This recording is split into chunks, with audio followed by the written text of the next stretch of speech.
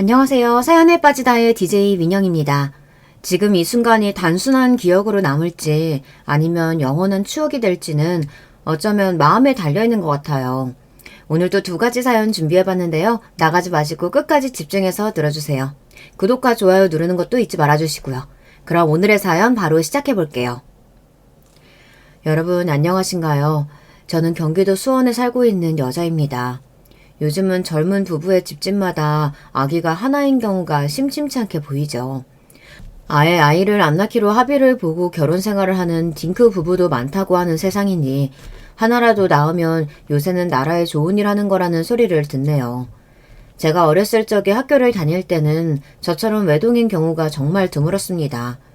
그래서 친구들이 저한테 신기하다는 소리를 많이 했었죠.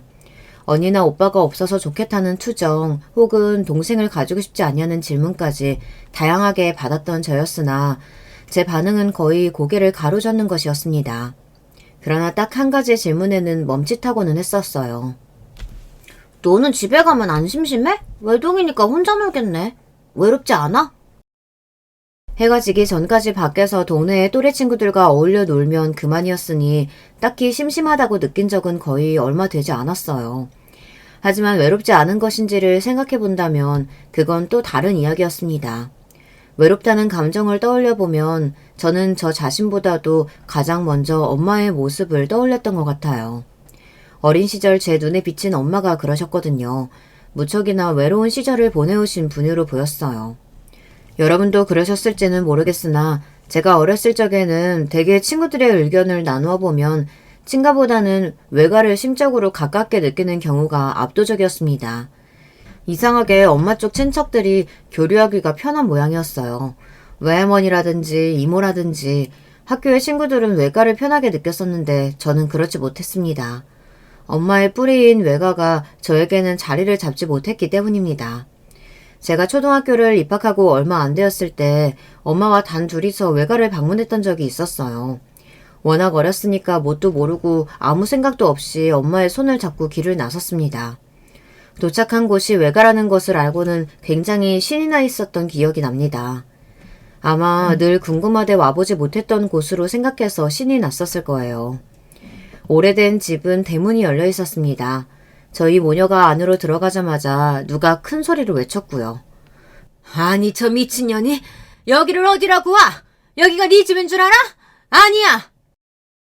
빗자루로 추정되었던 것을 들고 서신 채 소리를 지르시는 분은 외할머니셨습니다. 엄마가 크게 코웃음을 치셨어요. 어차피 나도 그쪽을 내 엄마라고 생각 안 하거든요. 마지막으로 와본 것뿐이니까 괜히 너무 그렇게 지랄 떠실 거 없어요. 뭐라고? 지랄? 저 미친년이 진짜로? 왜요? 빗자루 치켜드셔서 뭐 어쩌시려고요? 그걸로 저를 치기라도 하시려고요? 양심도 없지. 우리 엄마 죽게 만든 원흉 주제에. 기가 막히는구나. 너는 아직까지도 그 타령이냐? 전부 다 내 탓이라고 너는 믿고 싶은 거지? 너는 영원히 글러먹었어. 왜 그렇게 뻔뻔하세요? 사람 가죽을 쓰고 어쩜 저럴 수 있나 모르겠네. 소름 끼쳐 정말로. 무슨 소리를 하는 거야? 나야말로 네가 아주 징그러워서 죽일 지경이다. 하나부터 열까지 모두 다 내 탓으로 돌리는 네 작태야말로 소름 돋는 거야. 됐고요. 아버지 어디 계세요? 아버지 좀 나와보세요. 빌어먹을 딸년이 왔는데 나와보지도 않으세요? 저는 안 보고 싶으셔도 손녀는 얼굴 한번 봐주셔야죠. 안 보실 작정이세요? 이러다가 평생 손녀 얼굴 못 보시겠어요. 어디 동네방네 소리를 지르고 난리야. 너 왔다고 소문내고 싶어서 네가 안달이 났구나. 이미 손녀 얼굴 확인한 양반한테 뭘 그렇게 강요하듯이 꿇어. 확인은 무슨 확인이요? 아버지가 마지막으로 애 보셨던 게 벌써 2년이 지났거든요. 애가 많이 컸잖아요. 그때랑 지금이랑 같아요? 애가 바뀐 것도 아니고 거기서 거기지 뭐. 와, 어이가 없으려니까 진짜. 제발 좀 닥치시죠. 개소리라도 듣기가 힘드네요. 그러자 화가 난 얼굴로 다가오신 외할머니께서 다짜고짜 엄마의 뺨을 때리셨어요. 저는 충격과 무서움으로 얼어붙고 말았습니다. 뺨을 맞으신 엄마는 깔깔 웃으시다 돌연 정색을 하시며 똑같이 외할머니의 뺨을 내리치셨습니다. 그 장면만은 유독 제 기억 속에 선명히 남아있어요. 워낙 충격적인 장면이라 그랬나 봐요. 그때 외할아버지께서 안으로 나오셨습니다. 이게 뭐하는 짓이야? 네가 정신이 나갔구나? 어떻게 네 엄마 뺨을 때려? 아버지, 지금 대체 누가 엄마라는 거예요? 아버지가 말씀을 그렇게 하시는 건 아니죠? 오랜만에 나타나서 한다는 짓거리가 겨우 이거냐? 짐승도 이렇게는 안 한다. 말씀 잘하셨네요. 짐승도요, 아버지. 자기 짝은 알아요. 한번 짝을 짓고 나면 죽을 때까지 그 짝 곁에서 사는 짐승들도 있어요. 우리가 끝내주죠. 그런데 아버지는 짐승만도 못하셨네요? 엄마가 사정없이 빈정거리셨고 외할아버지가 당장이라도 손찌검을 날리시는 것처럼 팔을 번쩍 들며 다가오셨습니다. 그리고 제가 엄마의 앞을 막아선 것은 계획에 없던 행동이었습니다. 순전히 돌발 행동이었으며 저도 그때 제가 왜 그랬던 건지 알지를 못해요. 저는 심지어 그때까지 엄마가 당신의 친정에 어떤 감정을 가지고 계시며 무슨 일이 있었던 것인지 전혀 알고 있던 것도 없었어요. 그런데 엄마의 앞을 가로막았던 거예요. 당황하신 외할아버지께서는 저를 내려다보시며 멈칫하셨습니다. 안 돼요. 우리 엄마 때리지 마세요. 너 성윤이냐? 그새 많이 자랐구나. 어린 손녀 앞에서 못 볼 꼴을 보였다고 생각하셨던 것인지 외할아버지께서는 아주 머쓱해지신 얼굴이 되어 들어올렸던 팔을 슬그머니 내려 등 뒤로 감추셨습니다. 그제서야 외할머니께서는 외할아버지를 말리는 신용을 하시더라고요. 동네 소문하면 어쩌려고 그래요. 참아요, 참아. 입을 거의 움직이지 않으시며 그렇게 작은 소리로 중얼거리셨는데 어린아이라서 제가 청력이 좋았던 건지 그게 다 들리더라고요. 저희 엄마를 때리신 분이라서 제가 그게 마음에 안 들었고 두 분을 향해 큰 소리를 외쳤습니다. 우리 엄마 때리지 마세요. 나빠요. 그러자 두 분은 떨떠름하신 얼굴로 시선을 교환하실 뿐이었고 엄마는 제 어깨를 감싸주셨는데 그때 올려다본 엄마의 얼굴이 어딘가 뿌듯한 기색이라는 것을 저는 알아차릴 수 있었어요. 충동적으로 엉겁결을 버리고만 그런 짓이었으나 왠지 잘한 것 같아서 저는 헤헤 웃음이 나왔습니다. 외할아버지께서는 저를 보며 작게 혼잣말을 남기셨어요. 저런, 신기할 정도로 웃는 게 꼭 닮았네. 귀는 못 속이는구만. 귀를 쫑긋해서 내용을 듣고 말았던 저는 그걸 가슴에 담아놨었죠. 다시 엄마의 손을 붙잡고 외가를 나와 집으로 향하던 길이었습니다. 저는 아까 외할머니께서 외할아버지께 몰래 중얼거리셨던 것을 엄마에게 알려드렸어요. 그러자 엄마가 예상 밖으로 격한 반응을 보이셨습니다. 그래? 그런 소리를 하셨단 말이지? 역시 그랬던 거였어. 네? 뭐가요? 역시 그랬던 게 뭐예요? 소문을 무서워하는 사람들이 있거든. 뻔뻔할 대로 뻔뻔하게 다 굴어놓고는 지을 죄 다 지어놓고도 자기 주변에 소문 안 좋게 나는 것만큼은 절대 못 견뎌하는 사람들이지. 아주 웃기는 사람들이야. 그렇지. 당시에 이해가 별로 안 돼서 그저 고개를 끄덕이고 말았던 저를 향해서 엄마는 이런저런 이야기를 이어가셨어요. 정리를 하자면 엄마는 일전에도 외할머니께서 당신의 주변에 소문이 안 좋게 퍼지는 것을 상당히 경계하며 애를 쓰신다는 인상을 받으신 적이 있었다는 겁니다. 당시에는 경황이 없어서 그냥 넘겼지만 이번에는 상황이 아주 다르다고 하셨죠. 외가의 동네를 떠나기 전 엄마는 일부러 그곳에 사시는 아주머니들이 모여 앉아 담소를 나누고 계시는 곳으로 다가가 인사를 남겼습니다. 저희 딸을 데리고 인사 왔는데 확실히 쉽지가 않네요. 피가 안 섞인 딸이든 손녀든 그분은 보고 싶지 않으신 모양이에요. 아니 이렇게 귀여운 소녀 아기를 왜 안 반겼을까? 피가 안 섞였다니 그게 또 무슨 말이고? 동네 아주머니들이 즉각 관심을 보이자 엄마는 당신의 생모가 돌아가시고 외할머니께서 계모로 오시게 된 이야기를 풀어가셨습니다. 그러자 그 아주머니들 중 한 분이 일전에 엄마를 보셨던 적이 있다며 외치시면서 분위기를 더 흥미진진하게 띄우셨고요. 참하고 수더분하고 내성적인데 이웃분들에게는 예의가 바르기로 알려진 외할머니 같으신 분에게 그런 비하가 숨겨져 있을 줄은 꿈에도 몰랐다고 하시면서요. 동네 아주머니들은 난리가 났습니다. 엄마는 후련한 얼굴로 돌아서셨고요. 남대없이 외가의 이모저모를 알게 된 저는 혼란스러운 채로 귀가를 했었죠. 외할아버지께서 머리 끝까지 화가 나신 채로 연락을 하셔서는 엄마를 향해서 욕을 하신 건 그로부터 며칠 뒤의 일이었습니다. 이 융이주동하게 나쁜 년 같으니라고. 장인어른, 접니다. 아니, 최서방, 왜 자네가 전화기를 잡고 있나? 좀 아까 분명 내 딸이 전화 받지 않았어? 예, 분명 그랬습니다. 그런데 왜 자네가 지금 그러고 있어? 성인이 엄마가 저한테 대신 통화하라고 그래서요. 뭐? 언제? 장인어른께서 욕하시자마자 제가 처음부터 다 듣고 있었습니다. 내 빌어먹을 딸려는 욕을 한마디도 안 들었고? 그게 전달이 다 안 됐고? 예, 죄송하지만 그렇습니다. 인연이 갈수록 지 애비 속을 번번이 뒤집어놔. 최서방, 당장 바꾸게. 당장 내 딸한테 전화 바꿔. 죄송합니다만 그럴 수는 없겠습니다. 뭐야? 최서방, 자네 대체 왜 이러나?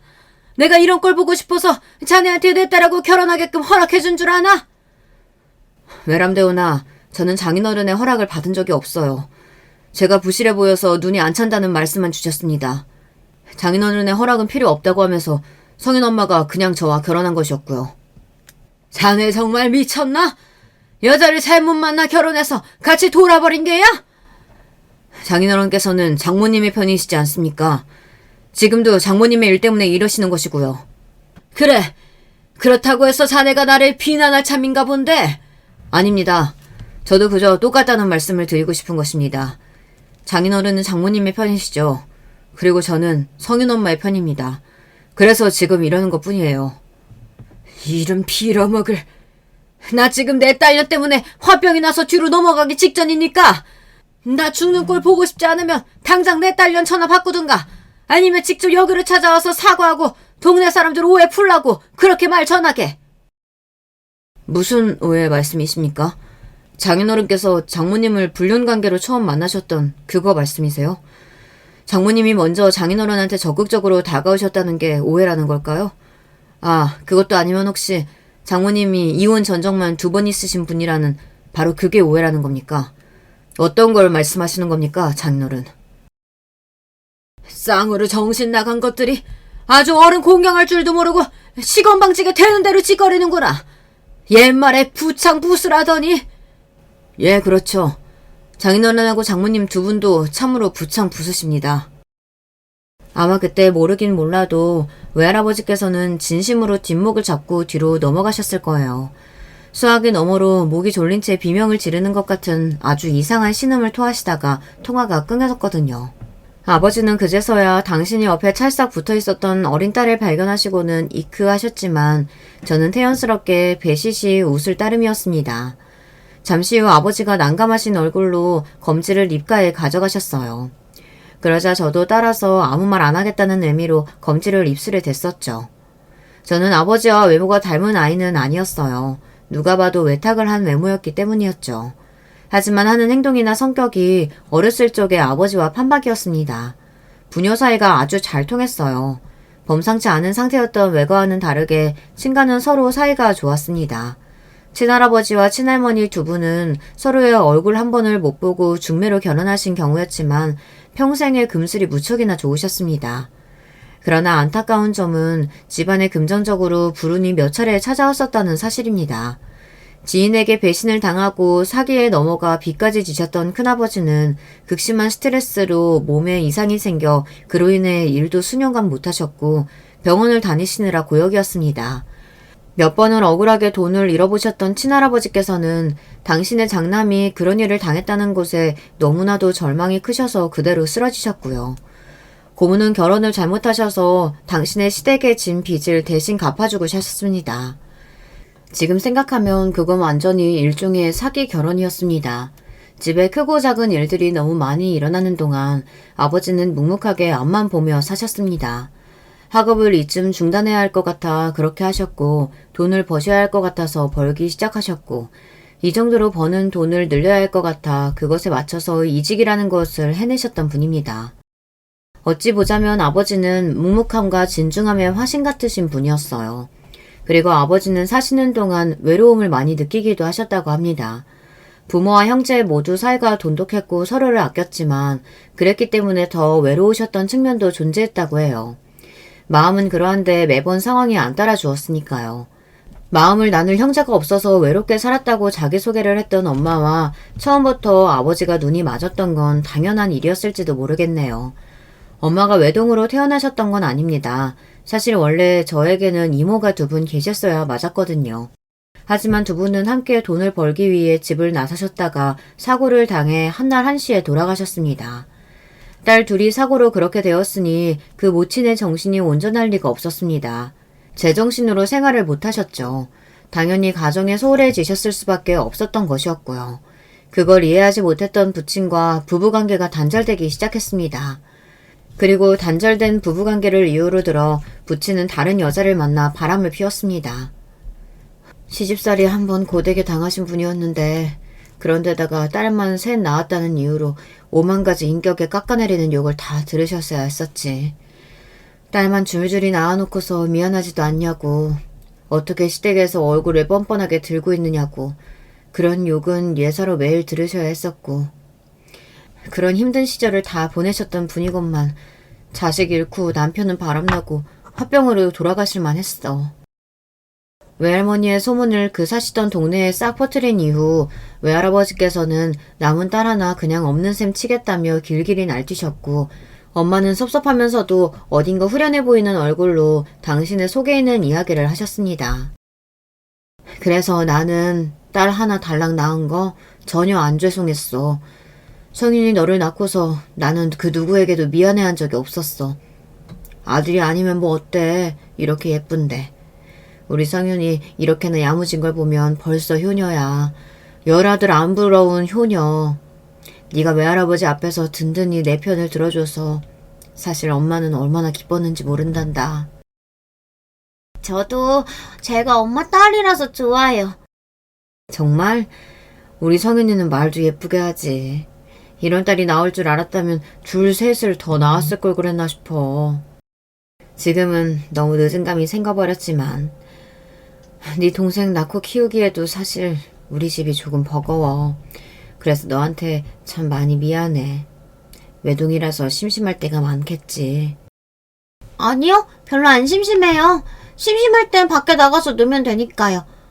엄마, 저는요, 언니도 오빠도 동생도 다 필요 없어요. 형제가 많은 친구들이 부러운 적도 없었어요. 하지만 외롭다는 생각은 들더라고요. 정확히 외롭다는 게 뭔지 모르겠지만, 그래서 제가 외로운 게 맞는지 헷갈리지만, 아무튼 가끔은 외롭다는 생각이 들어요. 왜 그럴까요? 저는 솔직한 제 심정을 말씀드렸고 조금 놀란 눈빛으로 저를 빤히 쳐다보시던 엄마는 그날 밤에 아버지와 둘이 저에 관해 대화를 나누시는 듯 했습니다. 그 다음부터였다고 생각을 해요. 부모님이 저를 데리고서 이곳저곳 다니기 시작하셨던 게 말입니다. 저희 집이 돈은 없었어요. 쪼들려서 가계부 위에는 한숨만이 내려앉는 집이었죠. 그러나 그 안에서 아웅다웅하며 잘 살아왔던 저희 세 식구답게 별로 돈이 안 드는 장소들을 찾아 종종 놀러 다니기 시작했습니다. 세 식구가 함께 놀러가서 시간을 보내기 위해 부모님이 정기적으로 시간을 일부러 만드셨던 거예요. 부모님의 그 노력은 저에게 그 어떤 돈으로도 환산이 될 수 없는 값진 추억이 되었습니다. 가족끼리 함께 어딜 가고 함께 무언가를 한다는 게 이렇게나 신이 나고 즐거운 일이라는 걸 그때 처음 알았는데요. 부모님도 마찬가지라고 하셨어요. 아버지도 그렇고 어머니도 그렇고 어른이고 부모라고 해서 모든 걸 다 경험해 보신 건 아니구나. 알지 못하는 것들이 많으시구나. 새삼 그런 사실을 제가 깨닫기도 했었죠. 그러던 어느 날 친할아버지께서 운명을 달리하셨습니다. 저는 태어나서 아버지가 그렇게 서글피 우시는 모습을 그때 처음 봤어요. 아버지도 꺼이꺼이 우실 줄 아는 분이시라는 것이 내심 놀랍기도 했습니다. 아버지는 평생에 이렇게 가슴에 아프고 슬픈 적은 처음이라고 하셨죠. 그 말씀을 듣고서 심장이 철렁 내려앉은 제가 말했습니다. 저도 아버지가 돌아가시면 그렇게 슬플 것 같아요. 그러니까 돌아가시면 안 돼요, 아버지. 그러자 아버지가 눈물 젖은 눈으로도 얼핏 웃어 보이셨어요. 제 머리를 쓰다듬어 주셨죠. 성윤아, 항상 건강하게 잘 살아야 한다. 지금 이렇게 할아버지가 돌아가셨어도 나는 어떻게든 살 수 있지만 만약 성윤이가 잘못되면 그때는 내가 못 살아. 자식을 앞세우고 부모가 어떻게 산단 말이야. 자식이라고는 너 하나뿐인데. 친할아버지의 영정사진을 보고 저희 아버지를 보고 또 친척들을 바라본 제가 속으로 조금 무서워졌습니다. 저는 외동이잖아요. 제가 죽으면 정말 끝이라는 생각이 들었습니다. 부모님께서는 저 말고 자식이 없으시니까요. 게다가 제 입장에서도 부모님이 돌아가시면 형제가 없기 때문에 완전히 혼자가 되는 것이었죠. 그렇게 들고만 생각의 흐름이 당시 저에게는 무척이나 충격적이었던 듯 싶습니다. 왜냐하면 그날 이후 저는 말 그대로 잘 사는 것에 집중하는 아이가 되었거든요. 공부를 죽어라 열심히 해서 대학을 잘 가서 사회적으로 성공을 해서 이렇게 이어지는 대다수 아이들의 각오와는 달랐습니다. 하루하루 즐겁게 나 자신을 마주하며 지내는 것이 본질적으로 더 중요했어요. 그래서 아버지의 바람대로 학창시절을 저는 몸도 마음도 건강한 아이로 보낼 수 있었죠. 사실 이건 핑계일지도 모르겠습니다. 저는 공부를 대단히 잘하지는 못했으니까요. 보통 수준의 대학에 간신히 들어간 것이 제 현실이었죠. 그 정도 대학에서는 입학에 만족하는 경우가 반, 불만족해서 다른 생각을 하는 경우가 반이었습니다. 그러나 저는 무조건 전자였죠. 생전 처음으로 부모님 곁을 떠나 기숙사 생활과 자취 생활을 이어가며 살게 된 것 자체를 인생의 도전이라고 받아들이면서 즐겁게 지냈어요. 부모님도 저한테 안전하고 즐겁게 지내라는 당부만 하셨지 피 터지게 노력해서 취업을 잘해야 한다는 소리는 안 하셨습니다.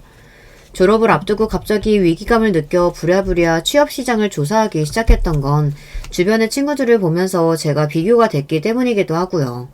제가 외동딸이라는 것을 안 친구들은 네가 잘해야겠네, 네가 취업 잘해서 부모님께 효도해야겠네 이런 식으로 전부 똑같이 말을 하는 것을 듣고서는 심장이 또 철렁 내려앉기 때문이었습니다. 나는 정말 바본가? 여태까지 그냥 최대한 걱정 안 하고 지내는 게 좋은 건 줄만 알았어. 내 인생을 앞으로 내가 꾸려가야 하고 부모님의 노후도 내가 책임져야 하는데 왜 나는 멀리 내다보지 못했을까? 객관적으로 제가 이룬 것은 많지 않았고 그래서 대신 발에 땀이 나도록 돌아다니며 취업의 문을 두드려야 됐습니다. 그 결과 남들이 들으면 제 수준에 비해 무척이나 잘 들어갔다고 부러워할 만한 회사에 입사를 해낼 수 있었어요. 당장 부모님께 말씀을 드렸고 두 분은 제가 대견하고 자랑스럽다고 하셨습니다. 지난 세월 힘들었던 옛날 그런 힘듦이 싹 씻겨내려가는 것 같다고 두 분이 말씀해 주셨을 때 저에게 부담을 주고 싶지 않으셨을 뿐 제가 사회에서 열심히 잘해서 잘 되는 것을 두 분이 간절히 바라고 계셨다는 것을 깨달을 수 있었어요. 저를 잘 키워낸 보람이 있다고 하시는 두 분을 앞으로 절대 실망시켜드리고 싶지 않았어요. 바보같이 나사 하나씩 풀려서 그저 즐겁게 지내줄 밖에 모르는 모습으로는 돌아가지 않겠다고 다짐을 했습니다. 그런 각오로 회사 생활을 임했어요. 그랬다가 아주 큰 코가 다쳤죠. 스트레스에 면역이 없었던 제 몸이 점점 망가져가는 게 날로 느껴질 정도였습니다. 심지어는 제가 생리를 할 때도 아닌데 피가 나오기도 했어요. 너무 놀라서 애써 시간을 내서 병원에 가봤더니 죽을 병은 아니지만 극심한 스트레스로 인하여 이렇게 될 수 있다는 소견을 받았습니다. 병원에 간 김에 이런저런 상담도 받아보고 몸무게도 재어봤더니 제가 알던 숫자보다 무려 8kg이나 적게 나오더군요. 어쩐지 언제부터인가 옷이 헐렁해져서 그게 다 옷감이 늘어난 건가 싶었는데 그게 아니라 제 몸이 해골이 되어가고 있었던 거예요. 이대로 가면 정말 큰일 난다는 의사의 충고를 듣고 돌아서던 길 왜 그렇게 서러움이 밀려오던지요. 정신없이 번잡하고 화려한 서울의 한복판은 차량과 사람들로 꽉 차 있었는데 어디 하나 제가 기댈 곳이 없었습니다. 저 혼자 환영받지 못하고 소외된 이방인인 것만 같았어요. 무작정 부모님이 계신 집으로 달려갔죠. 그랬는데 갑자기 문득 부모님이 많이 늙으신 게 제 눈에 보이는 거예요. 그래서 부모님을 뵙자마자 막 슬퍼서 울었습니다. 성윤아, 너 무슨 일이 있었니? 갑자기 왜 그렇게 울고 그래? 응? 도대체 무슨 일이야?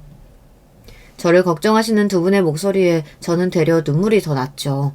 두 분이 어느새 많이 늙으신 것 같아서 그래서 너무 죄송스러운 마음이 들어서 눈물이 났다고 그렇게 말씀드렸는데 역시나 부모의 시선에서 완전히 피할 수는 없더라고요.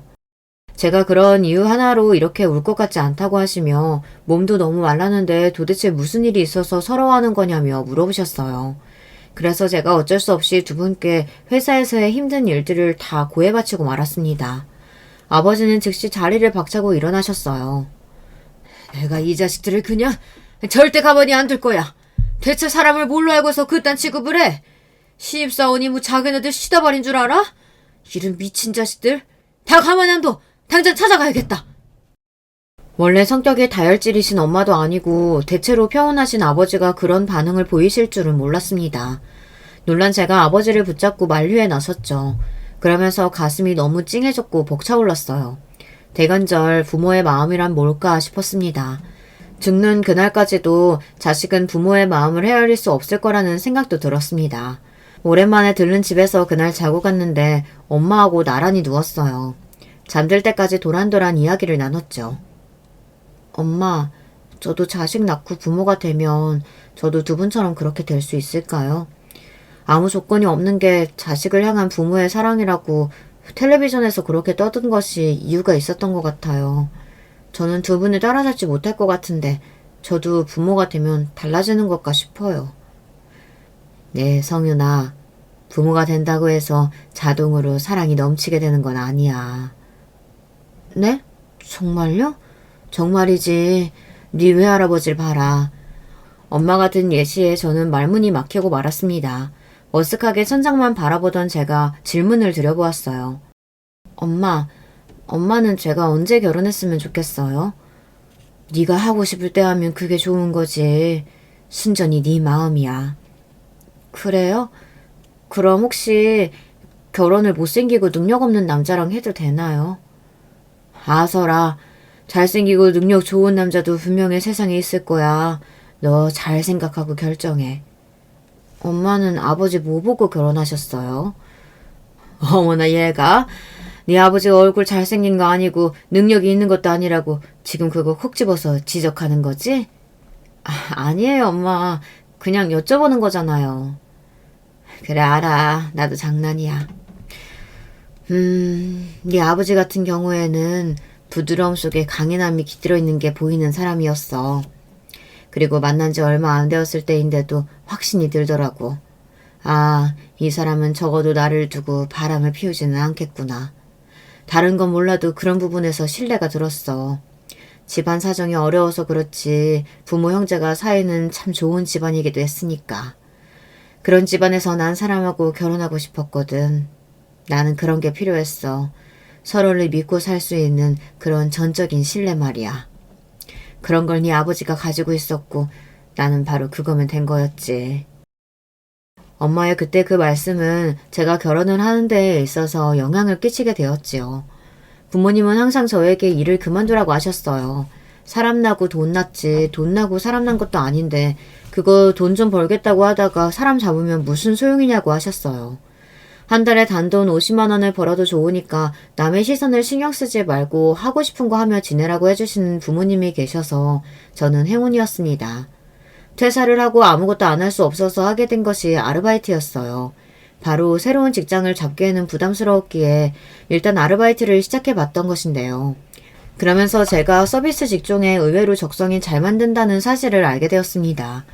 역시 직접 해보기 전에는 모르는 법인가 보더라고요.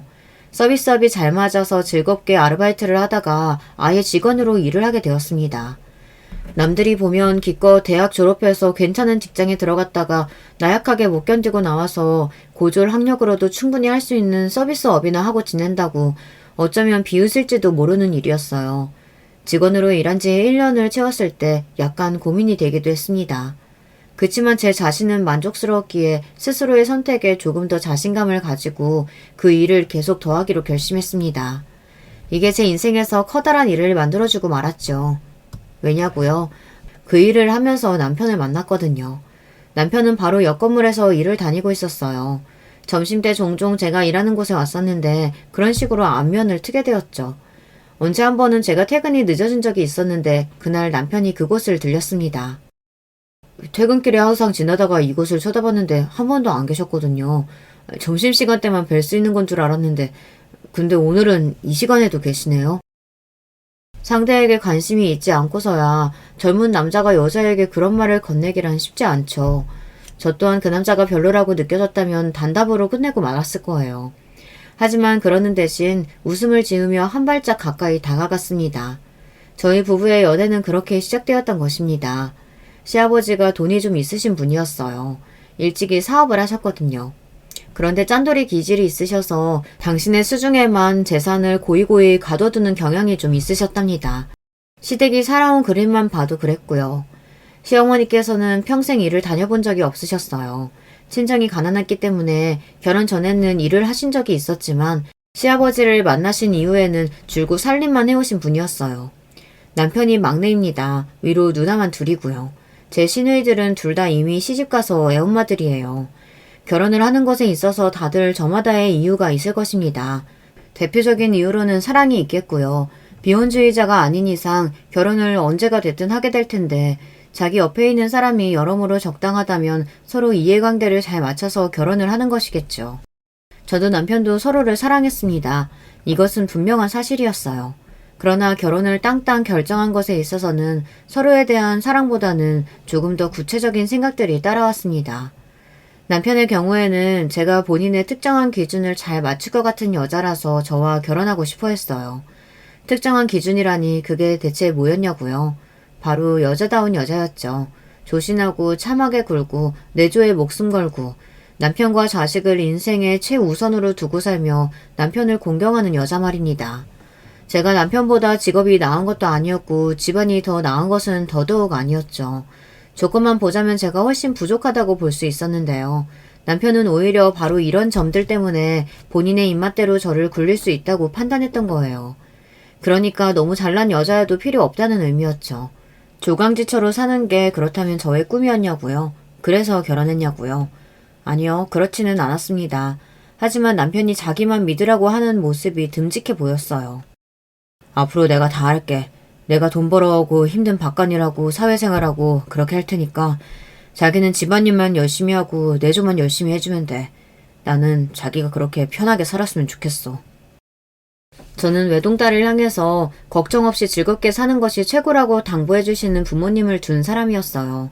그렇기 때문에 저를 향해 그렇게 말해주는 남편의 모습에서 어딘가 부모님의 모습이 겹쳐 보였습니다. 직장생활에서 쓰디쓴 맛을 보았던 저였기 때문에 사회생활의 고충은 자기가 다 감당하겠다고 하던 남편의 선언도 정말 멋져 보였어요. 이런 남자라면 제가 걱정 없이 살 수 있을 것 같았고 부모님이 저를 염려하실 일도 없을 것 같았습니다. 남편과 결혼하겠다고 했을 때 실제로 부모님은 외동딸을 시집 보내는 것에 섭섭해 하시면서도 생각 잘했다고 하시면서 흔쾌히 웃으며 허락해 주셨어요. 저를 고생 안 시키겠다고 외치던 남편의 모습도 든든해 보였다고 그러셨고요. 시댁 쪽에서는 솔직히 저를 반긴다는 인상은 별로 못 받았습니다. 시아버님께서는 그저 남자라면 이런 선택쯤은 혼자 알아서 하고 책임을 지면 될 일이라는 반응뿐이셨고요. 손자나 둘, 셋쯤 안겨주면 좋겠구만. 그 외에는 딱히 바라는 것도 없어. 저한테 개인적으로 주신 말씀도 저게 다였습니다. 저는 시아버지께서 외부 활동을 아직 많이 하면서 지내시는 분이라 집안의 이모저모에는 큰 관심이 없으신 건가 생각을 해보았는데요. 시어머니께서는 아까워 죽겠다는 반응을 좀 보이셨죠. 어떻게 키운 내 아들인데 사랑만 주면서 키웠는데 이렇게나 탤런트 뺨치게 멋있게 다 키워놨는데 설마 내 아들 옆에 어디서 굴러 들어온지도 모를 개벽다구가 붙을 줄이야. 아휴, 이미 결혼하겠다고 결정 다 해놓은 걸 보면 내 아들 대쪽 같은 성격상 절대 물을 것도 아니고 아휴, 이를 어쩐대. 내 억장만 무너지네. 그 한탄을 왜 저의 앞에서 하시는 건진 잘 모르겠습니다. 그러시거나 말거나 제가 해맑게 웃고 있으니까 나중에는 좀 민망해 하시기는 하더라고요. 시누이들은 어색하게 축하한다는 말들 뿐이었습니다. 막내에다가 아들이랍시고 어렸을 적에 하도 오냐오냐 소리만 듣고 자란 동생인데 결혼 생활은 어떻게 할지 모르겠다는 비아냥을 슬쩍 남기기는 했었네요. 느낌이 딱 시누이들은 딸이랍시고 어렸을 적에 남편보다 못한 대접을 집에서 받은 것 같았습니다. 시아버지께서는 내내 바깥일을 하셨으니 자식 간의 차별이 있었다면 범인은 당연히 어머님이셨겠죠. 아무튼 어쩌다 보니 얼렁뚱땅 결혼을 하게 되었는데 시댁 측에서 남편이 장가가면 원래 신혼집도 지원해주겠다고 예전부터 말이 있었기 때문에 집 장만도 걱정이 없었을 때까지는 너무 행복했습니다. 더할 나위 없는 시작이었어요. 그리고 결혼하고 한 달 만에 저는 일을 그만뒀습니다. 남편은 원래 더 일찍 그만두라고 했었었는데 제가 후임자도 구해야 하고 매장 상황도 배려를 해줘야 한다고 박박 우겨서 그나마 그때까지 했던 거예요. 남편은 저보고 이제 집안일을 하라고 했어요. 새벽같이 일어나서 아침밥을 차리고 오후에 자기가 먹을 간식도 정성스레 도시락으로 싸고 퇴근 시간에 딱 맞춰서 저녁밥을 차려놓으라고 했습니다. 각종 청소, 빨래 이런 건 기본이었고요. 그런데 제가 요리를 잘 못하는 게 거슬린다고 하시면서 시어머니께서 저를 교육하시기 시작하셨습니다. 신혼이었는데 일주일에 6번을 시어머니를 배워야 했어요. 이게 말이 되나요? 그래도 참았습니다. 이 시기도 결국 다 지나고 나면 아무것도 아닐 거라고 믿으면서요. 악착같이 요리를 빨리 배워나갔어요. 시어머니께서는 말수도 많으셔서 온갖 별별 말씀을 다 하셨고 저는 묵묵히 그걸 다 들어드리면서 취임새 장단까지 넣어야 했어요. 솔직히 이게 집안일을 배우고 잔소리를 듣는 것보다도 더 힘들었습니다. 서비스업으로 단련된 전적이 있었기에 망정이었죠. 완전히 감정 노동이었어요. 남편이 돈을 잘 버는가 하면 그것도 아니었습니다. 그저 그렇게 벌었는데 시아버지께서 재산이 있으시니까 그게 믿는 구석이었을 뿐이에요. 저는 생활비를 남편한테 타서 문자 알림 보니까 마트에서 결제가 15만 원? 대체 뭘 사느라 그랬어? 당신이 면도기 세트로 사놓으라면서. 그리고 소고기 먹고 싶다고 사라고 그랬잖아. 아, 맞다. 그랬지. 아, 나 때문에 썼구나. 알겠어. 난 또 괜히 오해할 뻔했네. 오해라뇨? 그럼 그 돈을 혹시 제 몫으로 썼다면 화가 날 뻔했다는 건가요? 어이가 없었는데 제가 돈을 안 버니까 할 말이 없더라고요. 이래서 여자도 돈을 벌어야 하는 모양이었습니다. 그러나 남편이 극구 반대를 했어요. 결혼하기 전에 약속하지 않았냐면서 남편이 강하게 나오자 그 앞에서는 또 할 말이 없어졌고요. 이런 마당이었는데 시어머니께서는 저에게 항상 결혼복 터졌다. 너처럼 편하게 살 수 있다면 우리나라에서 결혼 안 하는 여자는 없다. 이런 소리를 매번 하셨어요. 습관적으로 제 속이 부글부글 끓던 어느 날이었습니다. 엄마가 약을 드셔도 복통이 안 낫는 게 이상해서 큰 병원에 가봤더니 자궁의 조직이 다른 부위에 잘못 붙어서 커지는 중이라는 진단이 나왔습니다. 수술을 해서 떼어내야 하는 단계에 왔다고 했어요. 큰 수술 아니니까 걱정하지 마. 서울까지 안 가고 여기서 바로 수술해도 되는 거고 입원도 꼴랑 이틀이면 돼. 정윤아, 엄마 곁에는 내가 딱 붙어 있을 거니까 너는 아무 염려 마라. 알았지? 수술 전후로 계속 연락하마. 아무리 그래도 수술인데 저는 마음이 안 좋았습니다. 그런 와중에 남편은 자기 아침밥 차리고 도시락 싸고 저녁밥 차려야 한다면서 저보고 부모님께 가지 말라고 했습니다. 주말에 같이 찾아뵙자고 하더군요. 회사 다니는 평일에는 늘 똑같이 일상을 누리고 싶다면서 제가 어디 가는 게 싫다고 했어요. 부모님도 오지 말라고 하시고 남편이 주말에 같이 찾아뵙자고 하니까 저도 그냥 고개를 끄덕이던 것이었죠. 그리고 수술하신다는데 아무것도 안 할 수 없어서 50만 원을 부모님께 송금하였습니다. 몇 시간 후에 시어머니를 뵈러 시댁에 들었다가 따가운 눈총을 받았어요. 너 혹시 우리 아들 돈으로 뭔 짓 했니? 네? 뭔 짓이라뇨? 50만 원 빼돌렸다면서?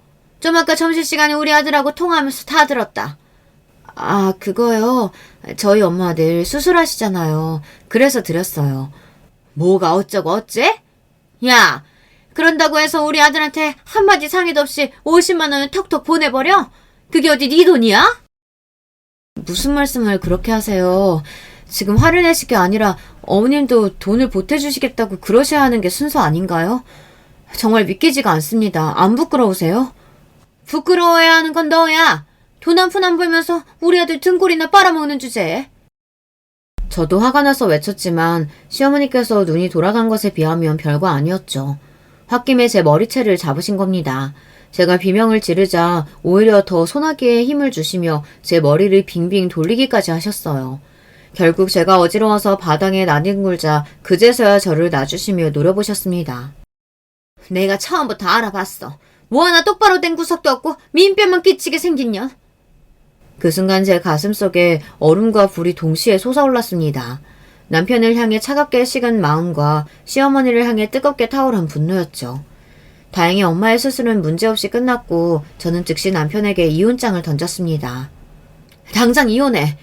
지금까지 네 엄마한테 온갖 나에 대한 나쁜 소리, 험담, 이간질 그런 거 네가 다 해왔지? 진작 눈치는 채고 있었어. 이 치사하고 비겁한 새끼야. 이렇게 복을 걷어차겠다고? 제정신이야? 후회 안 할 자신 있어? 너 같은 새끼랑 결혼한 게 내 인생에서 가장 후회되는 일이야. 돈 없어서 거지처럼 살아도 너랑은 안 살고 싶다. 따지고 보면 능력도 없는 주제에 지 아빠 돈 믿고서 간식 기다리는 개마냥 헥헥거리면서 침이나 흘리고 있잖아. 그 재산 언제 떨어질까 기다리면서 사는 네 꼬라지가 너무 우스워서 같이 못 살겠어.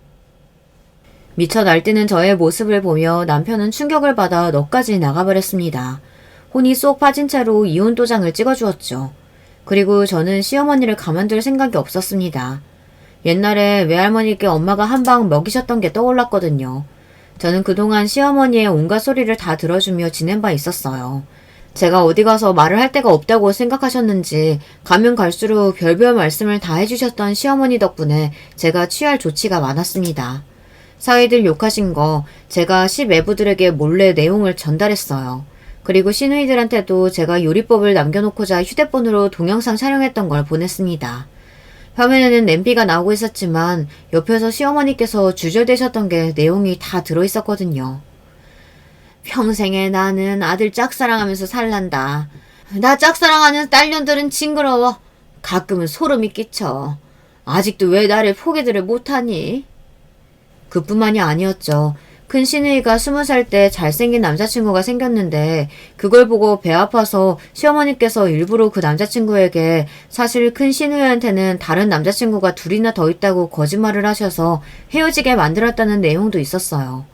작은 시누이는 얼굴은 이쁜데 가슴과 엉덩이가 납작해서 더 능력 있는 남자 못 만나고 꼴랑 그런 놈하고 결혼을 했다며 혀를 끌끌 차셨던 것도 있었습니다. 심지어는 재산을 빨리 다 차지해버리게 시아버지께서 하루아침에 돌아가셨으면 좋겠다고 하신 것도 있었죠. 같이 어울려 다니시는 오래된 무리가 있었는데 그분들의 욕을 신랄하게 하시기도 했거든요. 그래서 제가 그 내용들을 그분들에게 전부 알려드렸고요. 결과는 불보듯 뻔했죠. 시어머니 그분은 완전히 버림받고 매장을 당하셨습니다. 제가 일했던 곳이 전 남편 회사의 바로 옆이었잖아요. 그래서 제가 일하던 곳에 찾아가 전 남편의 이상한 점들에 대해 말을 남겼고 전 남편 회사 사람들이 그곳에 들릴 때마다 자꾸만 소문이 퍼져갔습니다. 전 남편의 평판은 어느새 떨어지게 되었어요. 나중에 이야기를 들어보니까 창피했는지 그로부터 얼마 후 전 남편이 퇴사를 했었더라고요. 그 가족들도 전 시아버지와 전 시누이들 이렇게만 뭉친 모양이었어요. 꼴 사나운 모자 두 사람이 팽당한 것에 아주 통쾌했습니다. 제가 이혼을 한 것에 놀라시기보다는 부모님은 제가 아주 화끈하게 복수를 감행한 것에 더욱 놀라셨어요. 내 딸이 맞구나. 역시 피는 못 속인다. 아버지는 놀란 가슴이 진정 안 된다고 하셨지만 엄마는 내심 뿌듯해하고 계셨어요. 그리고 엄마가 수술을 받고 나오셨을 때 병원으로 외할머니가 찾아오셨다고 했어요. 엄마가 좋아하시는 약과를 한 봉지 사들고 말입니다. 네 할아버지가 그러시더만 네가 이걸 좋아한다고. 엄마는 황당한 눈빛으로 아버지를 보셨으나 헛기침을 하시며 아버지는 오히려 자리를 피해주셨습니다. 엄마의 수술을 앞두고 아버지가 외가에 연락을 하셨던 것입니다. 외할아버지께서는 망설이셨으나 외할머니께서는 가봐야겠다며 일어나셨고요. 외할아버지의 망설임은 미안함이라는 것과 같은 것이었어요. 그것이 담겨있는 약과를 바라보며 엄마는 외할머니를 내쫓는 대신 가만히 이야기를 들어보기로 하셨죠. 생각해보면 그래. 나한테는 아무것도 없더라. 나는 낳은 자식도 없으니 내가 죽으면 이 세상에 나의 흔적이 남기는 할까 싶더구나. 너한테 이제 와서 엄마 소리 듣자는 거 아니다. 대우해달라는 거 아니야. 아무것도 바라지 않는다. 다만 한 가지, 내가 너를 싫어하지 않았다는 걸 네가 알아줬으면 하는 것뿐이야. 다 늙으셔서 이제 외로우신가 보네요. 외롭지, 맞아. 나는 인생을 못나게 살아온 사람이라서 특히나 더 외로움을 타나 보다. 내가 겨우 이 정도인 것이야. 이 사실을 아는데 나도 너무나 오래 걸렸다. 지옥 가시기 전에 그래도 알아차리셔서 다행이네요. 예, 혹시나 다음에 네가 찾아온다면 그때는 문전 박대 안 하고 따뜻한 밥이나 차 한 잔 이렇게 함께 하고 싶구나. 그렇게 생각을 하고 있단다. 엄마는 고개를 획 돌리셨고 외할머니께서는 조용히 발길을 돌리셨어요. 잘 안 풀린 건가 싶어서 걱정하시던 아버지의 눈에 어머니의 손이 약과 봉지를 만지작거리는 게 들어왔습니다.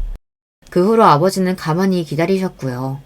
제가 이혼하고 통쾌하게 갚아주기까지 한 다음 그때가 되어서 저희 세 식구가 함께 외가로 향했습니다. 엄마는 가기 싫다며 툴툴대셨지만 자꾸 거울을 들여다보셨어요. 그 모습에 저와 아버지는 서로를 바라보며 몰래 웃었답니다. 지금은 제법 모든 것이 평화롭게 돌아가는 일상을 보내고 있어요. 즐겁게 하루하루를 보내던 저의 곁에는 어느새 새로운 인연도 찾아왔답니다. 여러분, 두 번째 사연 시작하기 전에 좋아요, 구독 꼭 눌러주실 거죠? 그럼 두 번째 사연 바로 시작합니다. 안녕하세요. 저는 평소 사연에 빠지다를 즐겨 듣는 30대 후반 여성 애청자인데요. 제가 발이 넓지 않고 인간관계가 좁은 대신에 깊이 사람을 사귀는 스타일임에도 결코 아무 지인에게도 솔직하게 모든 전말을 털어놓지 못한 경험담을 보유하고 있어요. 어딘가엔 한 번쯤 속 시원하게 털어놓고 싶다는 바람을 쭉 가슴에 품고 있었던지라 사연에 빠지다 채널의 익명의 창구를 빌려서 오늘 그 바람을 실현해보네요. 저는 아주 어렸을 적에 부모님 이혼을 겪었습니다. 그게 제 나이 6살 때였는데요. 여러분은 학교도 들어가기 전이었던 그 나이에 겪은 일들이 기억나시나요? 기억력이 아주 좋은 사람들은 미취학 아동 시절의 일들도 기억한다고 하던데 제겐 별로 해당이 안 되네요. 굉장히 단편적인 장면 몇 개만 머릿속에 남아있을 뿐이에요. 근데 저는 그것을 아쉬워해 본 적이 별로 없어요. 절 버리고 떠난 엄마를 그다지 기억하고 싶지 않았기 때문입니다. 네 엄마 말이야. 춤바람 노래바람을 그렇게나 못 버리더니 결국에 남자하고 바람나서 떠난 거란다.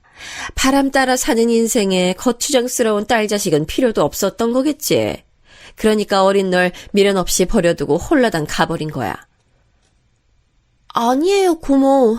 엄마는 저 버린 거 아니에요. 그렇게 말씀 마세요. 왜? 엄마한테 버림받은 딸이라서 우리 윤정이는 스스로가 부끄럽고 창피한가 봐. 넌 네 엄마 닮아서 인성이 되바라진 사람으로 크지 마렴. 가여운 아빠 생각해서 효녀로 커야지.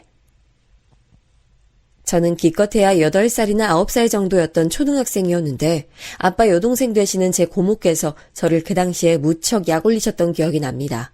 절 볼 때마다 버림받은 자식이라면서 조롱했고 친가의 다른 어른들께서는 그걸 뻔히 듣고 보시면서도 누구 하나 말리거나 나무라는 분위기가 아니었어요. 저는 제 편도 없이 그 어린애가 혼자서 조롱을 들으며 참아야 했지요. 결코 여가 시간을 친가 조부모님 댁에서 보내고 싶지 않았지만 아빠가 자꾸만 저를 그곳에 맡겨두셨기 때문에 별 수 없었습니다. 저는 아빠가 돈 벌러 회사 다니시느라 바빠셔서 저를 돌보기 어려우시니까 조부모님 댁에 자꾸만 두시는 거라고 생각했어요. 그래서 저는 저를 비우는 고모, 방관하는 다른 어른들 앞에서 늘 속으로 엄마를 원망했습니다. 엄마가 날 버리고 떠나지만 않았어도 내가 지금 이런 상황에 놓이지 않았을 텐데. 엄마랑 좋은 기억 같은 건 딱히 생각도 안 나고 품이 따스했던 느낌만 남아있을 뿐이야. 아빠랑 헤어지면서 왜 날 데리고 가지 않았을까? 엄마가 너무 미워. 이게 다 엄마 때문이야. 지금 돌아보면 학교를 다니면서 본격적으로 제 세상을 키워가던 그 시기에 저는 가장 먼저 한 일이 어찌 보면 엄마를 원망하기 시작했던 거였네요. 그리고 제가 10살이 되던 해의 봄날에 저는 아빠가 왜 저를 자꾸만 떼어놓고 지내셨는지 그 비밀을 알게 됐습니다. 어느 날 할머니께서 제 어깨를 단단히 붙잡으시며 이렇게 주의를 내리셨죠. 너 앞으로 잘해. 네 새엄마 비위 살랑살랑 맞추면서 입안에 혀처럼 굴라는 말이야. 새엄마요? 할머니, 혹시 저한테 새로 엄마가 생긴다는 거예요? 그래 이거사. 진작에 우리 아들 옆구리는 이렇게 집안에 교육자 둘셋 정도는 있는 여자가 꿰찼어야 했는데 네 엄마처럼 가볍고 품격 떨어지는 딴따라가 웬 말이었을까? 아이 그러게 질이 떨어지는 여자니까 자기 자식도 버리고 떠난 거겠지? 아빠는 재혼하셨습니다. 그 재혼 상대와 하나둘 살림도 합치시고 아주 재밌게 지내시느라 저는 늘 뒷전이었던 것이었어요. 재혼이라는 건 너무나도 갑작스러웠죠. 그걸 두고 할머니께서 저에게 자꾸 당부하시면서 제가 상처 입을 법한 말씀을 남기시는 것도 싫었고요. 하지만 저는 언제나 엄마라는 존재에 목이 마른 아이였기 때문에 새엄마께서 저를 어여삐 여겨주신다면 더할 나위가 없겠다는 바람을 함께 품었습니다. 하지만 헛된 희망이었어요. 쟤는 생긴 게 왜 저렇게 외탁을 했대?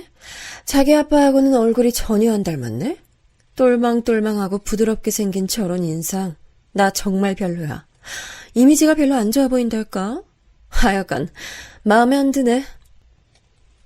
새엄마께서 화장대 앞에 앉아 로션을 바르시며 큰 목소리로 중얼거리시는 내용은 저를 겨냥하고 있었습니다. 저는 한 집에 살면서 새엄마의 심기를 안 거스르려고 부단히 노력했음에도 시비가 걸렸어요. 그럴수록 저는 근본적으로 저를 낳아주신 진짜 엄마를 속으로 원망하기도 했네요. 애초에 제가 버림받지 않았다면 겪지 않아도 됐을 일이니까요.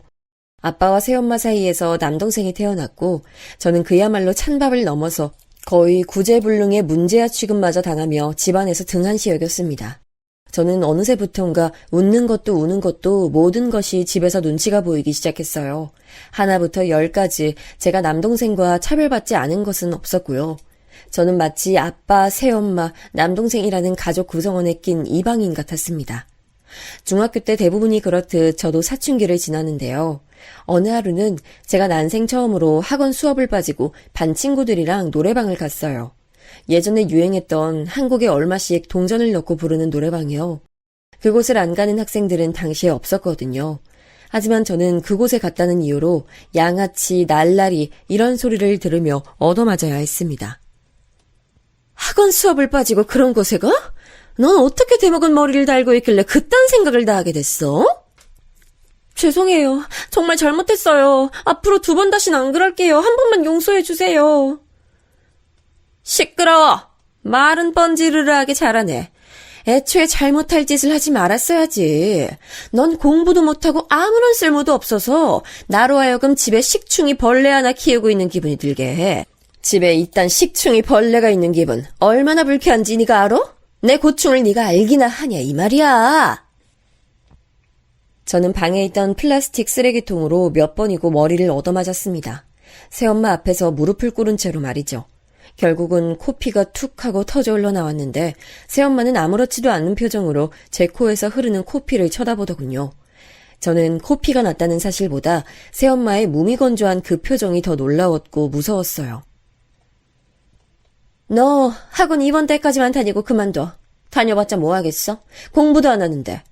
너 네 친엄마가 옛날에 노래 좀 부르고 다니는 가수였다나 뭐였다면서? 그러니까 유전자를 잘못 물려받아서 머리가 안 좋지.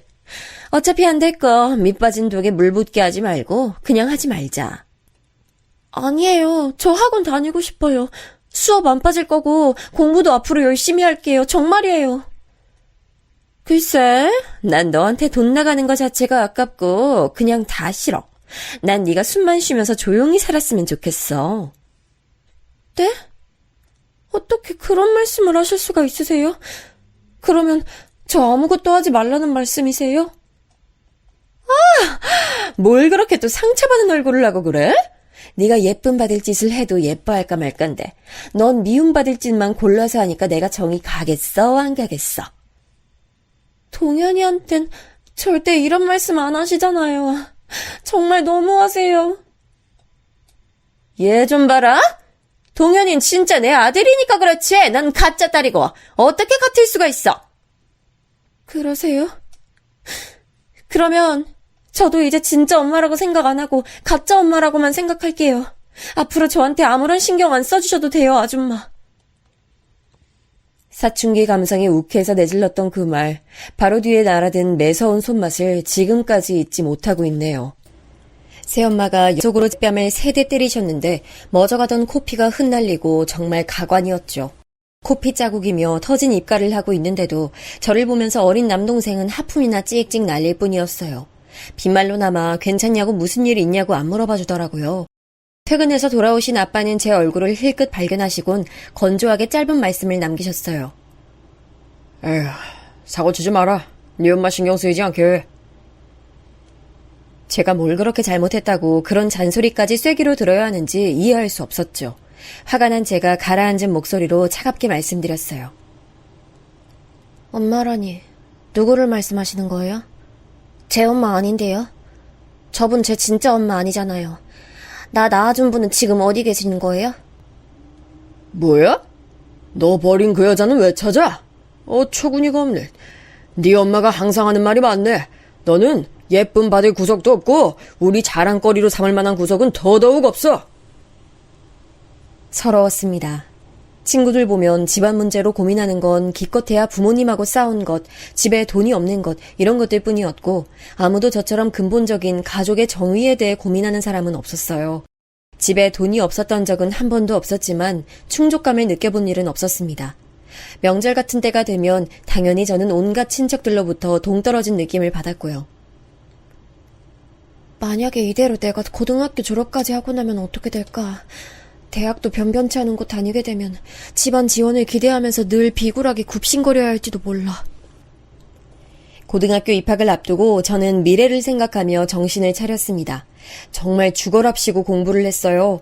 제가 외모는 다른 사람들의 증언처럼 저를 낳아주신 분을 닮았을지 몰라도 공부 두뇌는 아빠 쪽을 받았나 보더라고요. 천만다행히도 각오를 다지자 공부를 따라가는 게 어렵진 않았으니까요. 그 결과 저는 모두가 알아주는 명문대에 입학했습니다.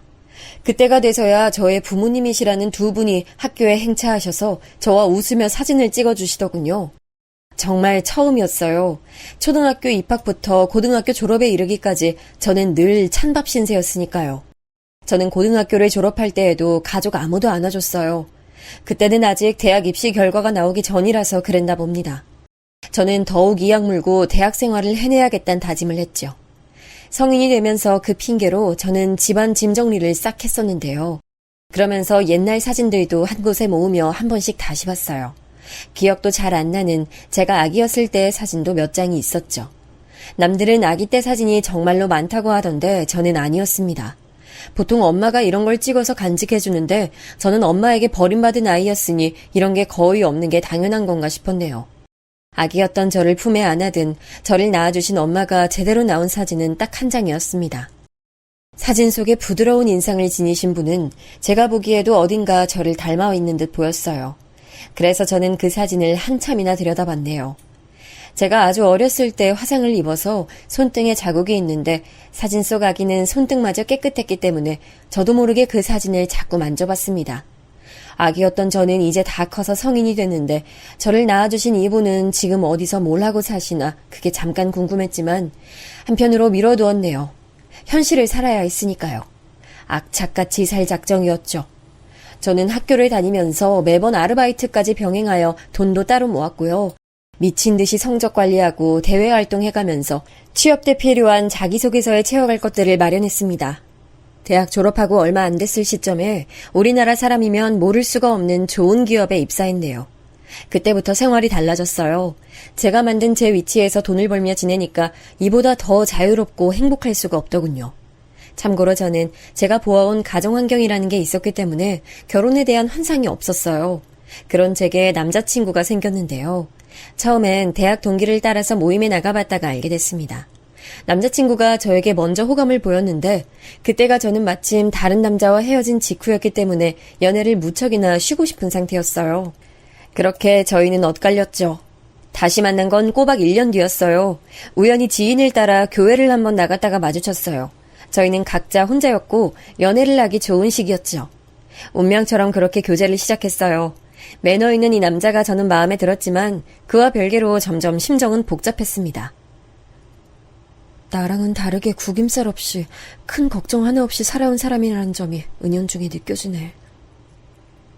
남자친구가 너무 밝고 긍정적이란 것에서 오는 저의 열등감이었습니다. 저는 저 스스로가 얼마나 나약하고 속이 좁은 사람인지 알고 있었기 때문에 남자친구의 멋진 모습을 볼 때마다 제 자신이 작아졌어요. 이건 남자친구와의 진솔한 대화를 통해서 점차 극복해 나갈 수 있었네요. 그러면서 남자친구의 가정사도 살짝 엿볼 수 있었고요.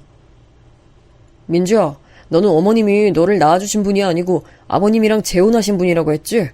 나도 마찬가지야. 원래 부모님은 이혼하셨고 그래서 지금 우리 엄마는 나를 낳아주신 분이 아니고 피 한 방울 안 섞인 남이야. 그런데도 오빠한테 잘해주신다니 부럽고 신기하네. 근데 어머님께서는 재혼하시고 나서 아이를 안 낳으셨나 봐. 오빠 외동이잖아.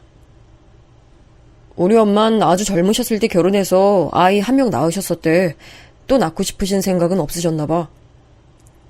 이런저런 남자친구의 집안 이야기를 들으며 원치 않게 새로운 문제를 맞닥뜨렸어요.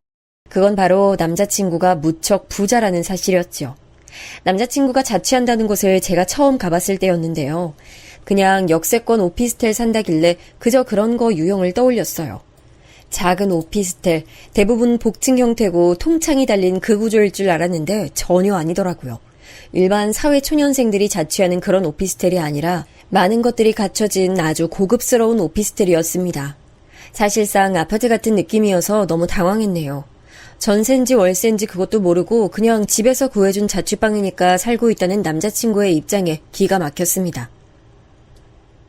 내가 정리정돈을 하고 살긴 하는데 일주일에 한 번씩 청소해주시는 분이 오셔서 싹 해주시고 냉장고도 늘 채워주셔서 솔직히 크게 하는 건 없어. 오빠, 단도직입적으로 물어볼게. 혹시 오빠 엄청난 부잣집 아들이야? 뭐? 엄청난 부잣집이라는 게 기준이 어떻게 되는지 모르겠네. 우리 집이 금전적으로 어렵지 않기는 해. 나도 경제적으로 부족하다거나 그렇게 산 건 아닌데 이건 좀 놀랐어. 오빠 갑자기 나하고는 다른 세상 사람 같네.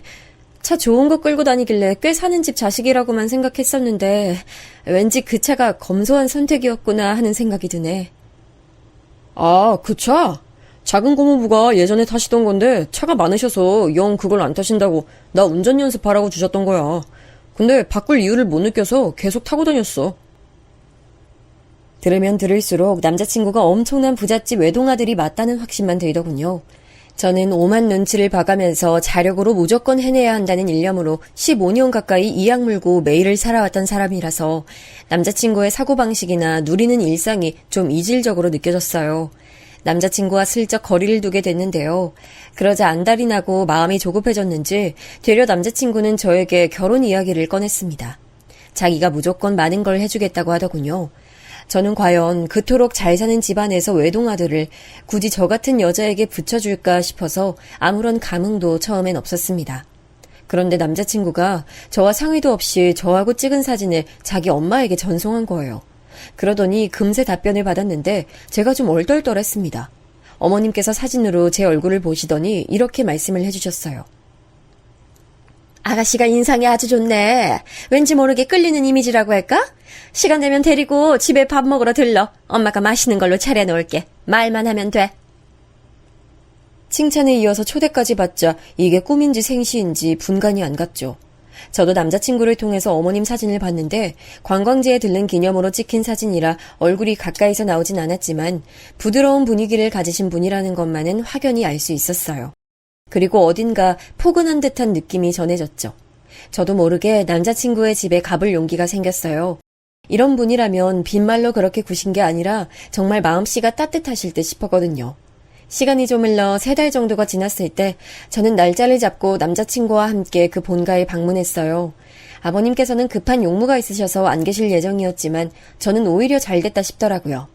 양친 모두 계시면 아무래도 부담스러우니까요. 부잣집 본가로 향하게 됐으니 저도 만반의 태세를 하고서 출발했네요. 남자친구 차를 타고 함께 도착한 곳은 무려 용산 한남동에 위치한 대저택이었습니다. 인터넷 뉴스나 유튜브 정보로 뜨면 그런 곳에서나 볼 수 있는 100억짜리 부잣집 대저택이요. 정말로 그런 게 제 눈앞에 실제하니까 가만히 있어도 압도당하는 기분이 들더라고요.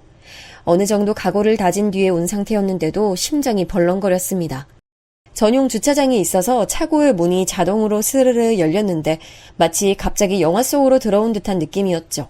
살면서 이런 경험을 하게 될 줄은 몰랐다는 생각이 들면서 헛웃음까지 짓고 말았는데 그런 저를 보며 남자친구가 손을 꼭 잡아줬어요. 긴장할 필요 없어. 걱정할 일도 전혀 없고. 우리 엄마는 그저 맛있는 밥 한 끼 너에게 선사해주고 싶으신 거니까 그렇게 생각해주면 돼. 알았지? 아버진 일정이 늦게 끝난다고 하셨으니까 도중에 들이닥치지는 않을 거야. 그래, 알았어. 혹시 오빠가 나보다 더 긴장한 거 아니지? 내가 내 자신을 숨기거나 꾸며낸다고 해서 그게 될 일도 아니고 난 그저 나대로 나답게 굴 테니까 옆에서 오빠가 잘해줘야 돼. 나 오빠만 믿는다. 서로를 보며 그렇게 미소를 교환할 때까지만 해도 정말 상상도 못했습니다. 어떤 엄청난 상황이 저희 두 사람을 기다리고 있을지 말이죠. 한치 앞을 내다보지 못한 채로 저는 그 집안에 발을 들였습니다. 저도 모르게 탄성을 삼켜야만 했어요. 전에 대학 다닐 때 들었던 강의에서 과제로 영화 감상문을 내주는 바람에 봤던 영화가 있었는데 거기 주인공이 엄청 부자였거든요. 그런데 그 주인공이 살던 집하고 엄청 비슷하게 생겼더라고요. 의리의리하기보다는 고풍스러웠고 정제되어 있는 분위기라는 게 있었습니다. 저는 집안 풍경에서도 격식이라는 게 흘러나올 수 있다는 걸 이때 처음 체감할 수 있었죠. 오빠, 솔직하게 말하자면 내가 머릿속에서 상상해본 것보다 집이 훨씬 더 좋다. 세상엔 정말 잘 사는 사람이 많고 훌륭한 집에서 사는 사람이 많다는 감상이 드네. 실감이 안 나서 마치 내가 세트장에 와 있는 것 같다.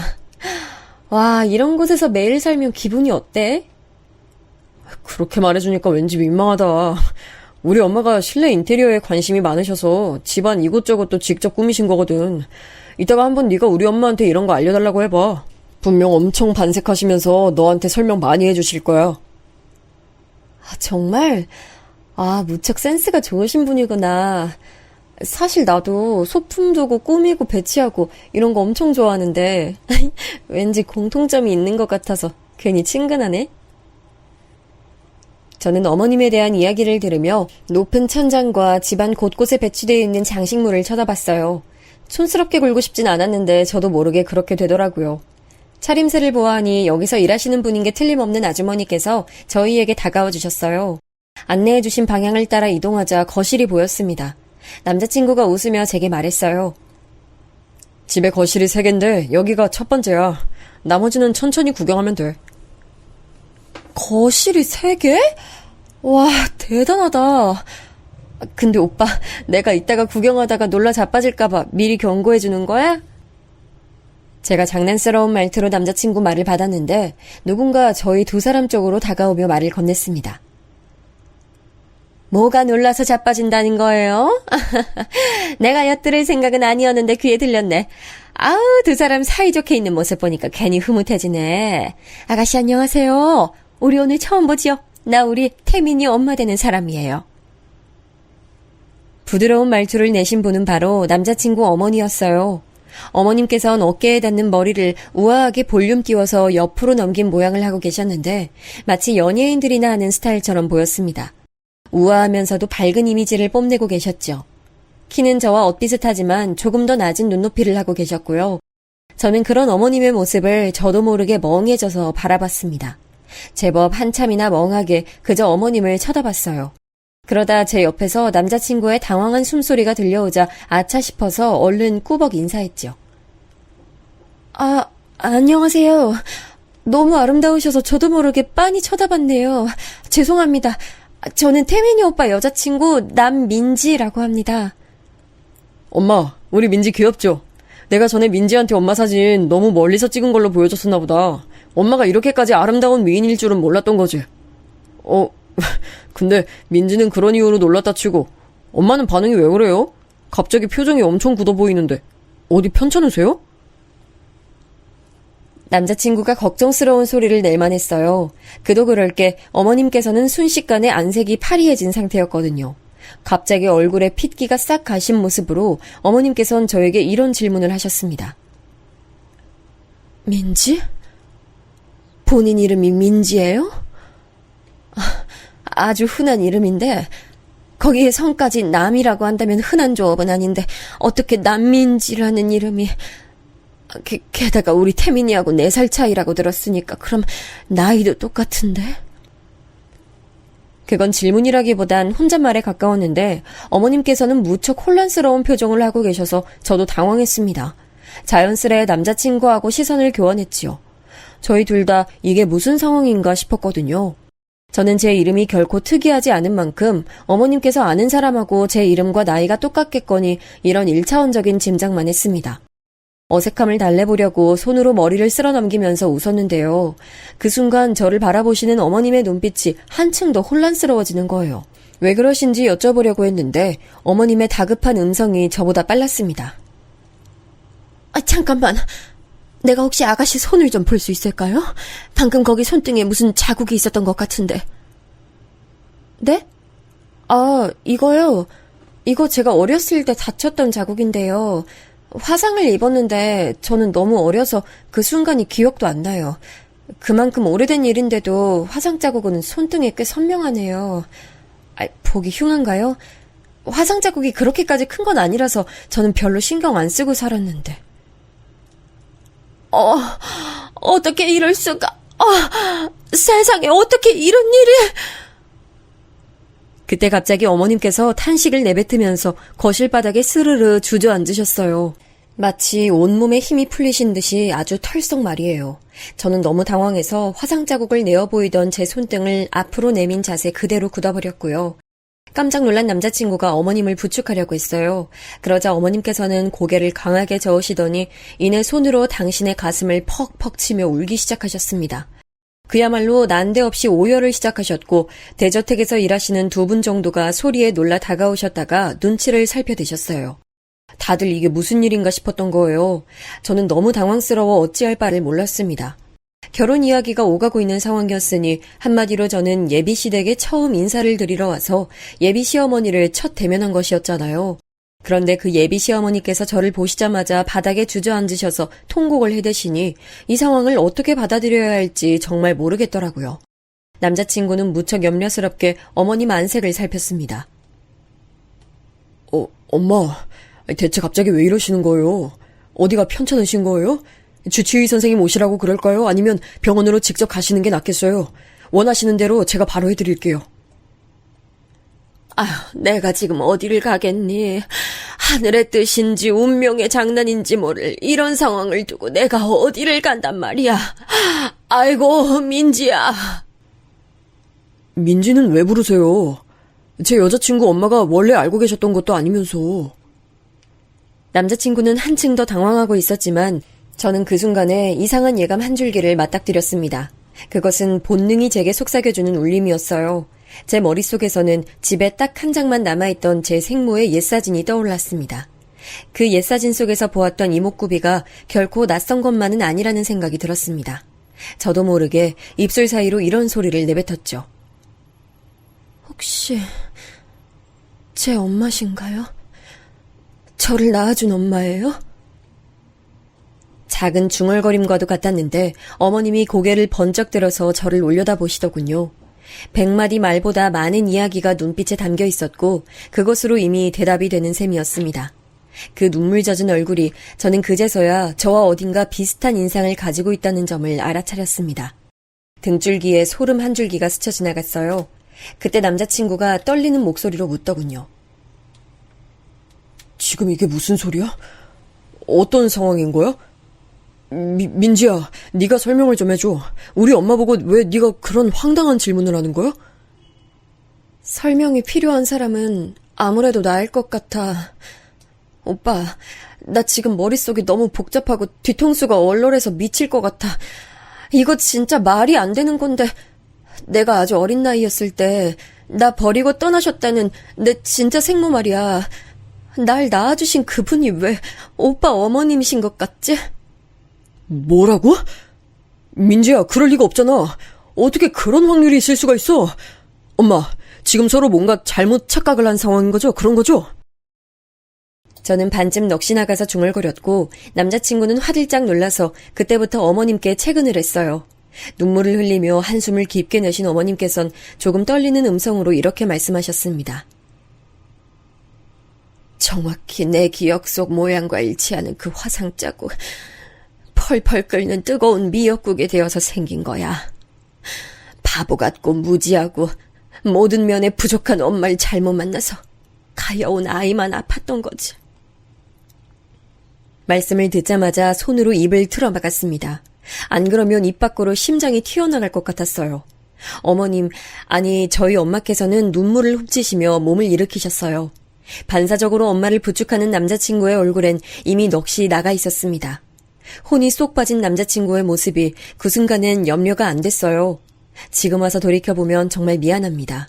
제 머릿속엔 온통 엄마에 대한 분노와 증오와 궁금증이 가득 차오른 상태였어요. 어렸던 저를 매정하게 버리고 떠났으면서 지난 세월 이렇게 좋은 집에서 생활하며 그 누구보다 여유로운 일상을 영위해왔다는 점이 저를 허무함 속으로 잡아 끌었습니다. 저는 제 손등이 미역국 때문에 이렇게 됐다는 거 오빠한테도 말해준 적이 없었으니 이걸 알고 계신다는 건 정말로 절 낳아주신 분이 맞다는 거네요. 민지야, 그래. 틀림없이 너는 내 딸이고 내가 낳았어. 내 배로 품어서 낳은 내 소중한 딸, 어떻게 세상에 나 이런 식으로 다시 만날 수가 있니? 너무 놀랍고 당황스럽고 그 이전에 너무 감격이 들어서 내가 어떻게 해야 할지 모르겠다. 오빠 통해 들으셨죠? 저는 밑으로 나이 차이가 꽤 나는 동생이 있는데 이복 동생이라고요. 제 엄마는 친엄마가 아니라 새엄마라고요. 저는 재혼가정 자식이라고요. 네, 저한텐 새엄마가 계시고요. 결코 녹록지 않은 가정환경에서 자라왔어요. 저는 집에서 이방인이었거든요. 늘 그랬죠. 저는 진짜로 피가 섞인 자식이 아니기 때문에 남일 수밖에 없다는 소리를 들었어요. 저보다 동생을 언제나 편애해 오신 아빠는 단 한 번도 제 편인 적이 없으셨고요.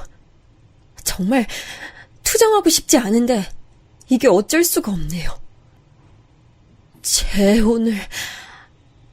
그래, 네 아빠가 바로 재혼을 했었겠구나.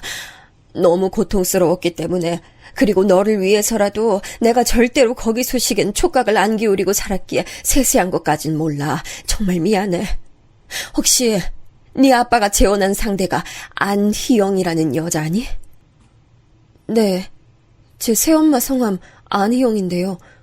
그건 왜 물어보세요? 어떻게 알고 계세요?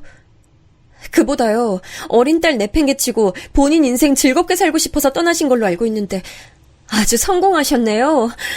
저를 버리신 건 엄청나게 탁월한 선택이셨던 것 같아요. 이렇게 호의호식하면서 남부러울 것 하나 없이 사시는 분이니 그 옛날에 버리고 떠나온 짐덩어리 어린 딸 자식 같은 건 지난 세월 동안 별로 생각나신 적도 없었겠네요.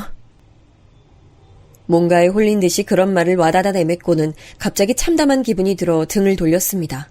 그러고 나니 다시 뒤를 돌아보지 못하겠더군요. 저를 바라보고 계시는 엄마라는 존재를 마주한다는 것이 숨막히는 버거움으로 다가왔어요. 저는 결국 그대로 뛰기 시작했고 도망치듯이 신발을 찾아 신고 밖으로 나갔습니다. 곧장 남자친구가 따라와서 저를 잡더라고요. 민지야, 잠깐만. 나 솔직히 지금 이 상황이 어떻게 된 일인지 받아들이기 힘들고 어려운데 네가 이렇게 가버린 걸 붙잡지 않을 수가 없어. 너 이대로 가면 난 어떡하라고. 우리 엄마는 정확하고 자세하게 대화를 나눠보면 안 될까? 뭘 어떻게 해야 정확하고 자세하게 된다는 거야. 오빠, 나 낳아주신 분이 그분이 맞다고 그러잖아. 오빠가 너무 존경하고 애정을 다하는 오빠의 엄마 되시는 분이 바로 나를 낳으시고 매정하게 버리고 떠나셨던 바로 그분이라고 하는데 지금 이것보다 더 어떻게 정확하고 자세하게 상황을 정리할 수가 있는 거야. 무슨 말이 더 필요해? 저는 반쯤 제정신이 아닌 상태로 거의 악다구니를 쓰며 남자친구에게 말을 했어요. 그러자 남자친구도 본인도 저를 잡아둘 명분이 없었는지 한숨을 쉬며 고개를 떨구더군요. 저는 그렇게 그 집을 벗어나려고 했습니다. 이 벅찬 상황에서 도망치는 것만이 유일한 해법처럼 느껴졌어요. 정원을 가로지르려던 그때 저를 잡아챈 건 나지막한 목소리였습니다. 민지야, 엄마가 미안해. 뭐가 됐든 그냥 엄마가 전부 다 미안해. 그러니까 엄마하고 얘기 좀 나눠주면 안 될까? 엄마라고 칭하지 말라고 하면 그렇게 할게. 나 그냥 우리 민지를 잘 알고 있는 아줌마 할게. 제발 이대로 가지 말고 우리 대화 좀 하자. 너한테 해줄 얘기가 아주 많고 너한테 듣고 싶은 것도 너무나 많아. 그러세요? 그러신 분이 왜 지난 긴 세월 동안 저를 한 번도 안 찾아오셨어요? 아니, 그보다 애초에 저를 왜 버리고 떠나셨어요? 그렇게나 노래가 좋았고 춤이 좋았고 남자가 좋으셨어요? 아빠는 바람나서 떠난 아내 빈자리 채우시느라 온갖 마음고생 다 하셨는데 정작 그 바람나서 떠나신 분은 성공적인 재혼까지 해내셨다니 세상에 인과응보 같은 건 없나 봐요. 저는 빈정거리고 말았습니다.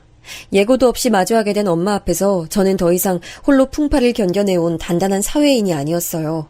그저 가슴속 깊숙한 곳에 저를 버리고 떠난 엄마에 대한 원망을 눌러담아온 철이 덜 든 아이일 뿐이었습니다.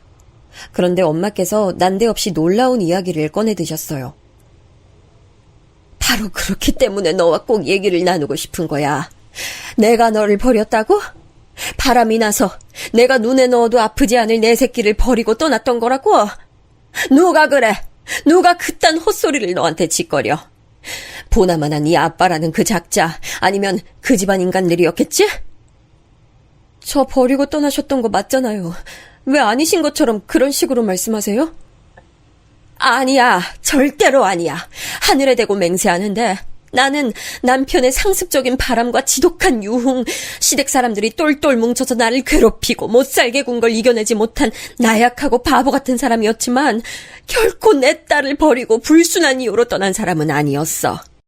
가수 생활했었던 나를 시댁 사람들은 딴따라 출신이라고 멸시하고 괴롭혔고 남편이란 작자는 여러 여자들 만나며 유흥 즐기고 다녀서 내 속을 문드러지게 만들더니 그래도 그거 다 참으면서 인내해줬던 나를 향해 이혼하고 꺼져달라는 소리를 냈었지. 잠깐만요. 이혼 얘기를 먼저 꺼낸 사람이 아빠였다고요? 제가 알고 있는 얘기와는 너무 달라도 다른데 어떻게 그런 일이... 아빠는 본인이 이혼당하신 거라고 말씀했어요. 안희영, 그 여자를 만나더니 마치 세뇌라도 당한 것처럼 나와 이혼을 갑작스럽게 종용하더구나. 내가 오죽하면 그 이름 석자를 알고 또 기억하고 있을까?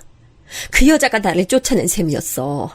시댁 사람들은 그 기회 빌미 삼아서 나를 쫓아내고 싶어 했어. 조용히 사라지면 어린 딸만큼은 부족함 없이 집안 지원으로 잘 키워준다고 그러길래 나는 피눈물 흘리는 심정으로 이혼 서류에 도장 찍을 수밖에 없었어. 당시 나는 너를 잘 키워낼 미천도 능력도 자신감도 없었으니까. 그렇게 쫓겨나듯 이혼 당하신 거였다고요? 그렇다고 쳐요. 그러면 왜 저를 안 찾아오셨어요? 한 번쯤 소식을 알려주실 수도 있었잖아요.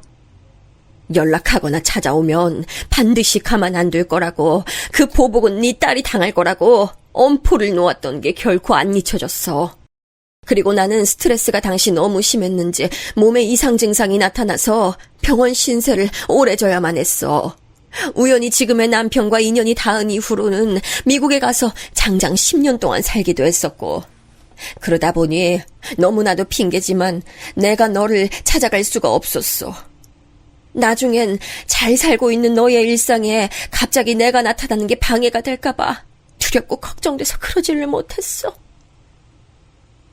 엄마께선 순도 100%의 진실만을 말씀하셨어요. 떨리는 눈동자와 그보다 더욱 떨리고 있는 어깨가 그걸 뒷받침하더라고요. 거기까지 듣고 나자 저는 할 말이 없어졌습니다. 이 기가 막힌 운명과도 같은 인연의 굴레에 탄식만이 나올 뿐이었죠. 안으로 들어가서 마저 이야기를 나누자는 엄마의 요청을 저는 거절할 염두가 나지 않았고 깊은 생각에 잠긴 표정이 된 남자친구와 함께 다시 집 안으로 들어섰습니다. 대저택에는 응접실까지 따로 있더라고요.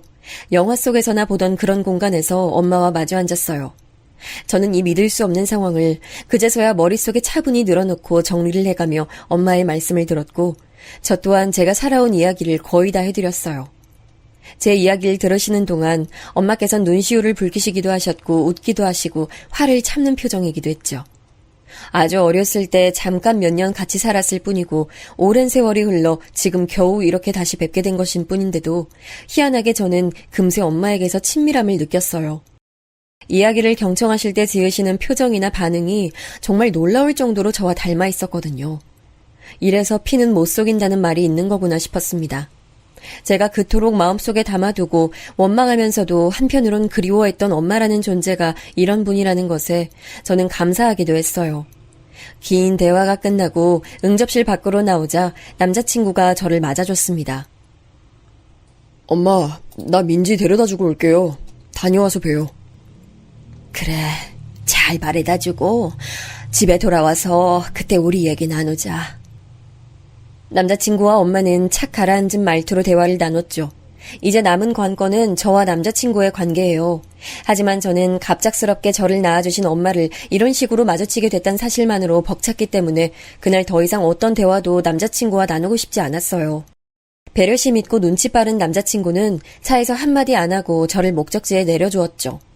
누구 하나 먼저 그러자고 한 것도 아니었지만 저희 두 사람은 생각을 정리하는 시간을 가졌습니다.